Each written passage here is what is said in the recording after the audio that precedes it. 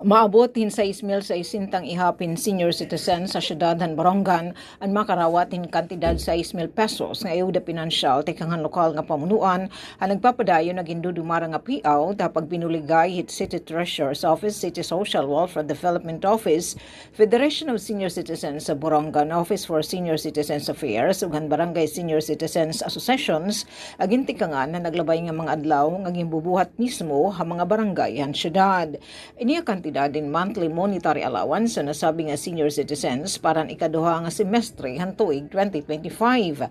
Ngan ginparigunan ini nga social services ang ginpapangwit ng lokal nga pamunuan ng City Ordinance number 295 series of 2024 and Ordinance revising Section 4 of City Ordinance number 210 series of 2021 entitled an Ordinance granting monetary allowance to eligible senior citizens in the City of Borongan and for other purposes as amended. Kundi na Section 4, hining ordinansa ginmamando at 1,000 pesos nga monthly monetary allowance nga adtuhan eligible senior citizens sa syudad han Borongan, senior citizens nga diri pod ang social pension for indigent senior citizens program ng gobyerno nasyonal. Samtang ginaawhag ang senior citizens nga wala pa maduhulian na sabi nga kalungkanayan nga makipagsumpayan ng mga opisyal han iratag sa tagsa nga Barangay Senior Citizens Association para han pinakaori nga schedule hininga payout. Para sa Bagong Pilipinas, Sok Aberia, Radyo Pilipinas, Radyo Publiko, Borongan.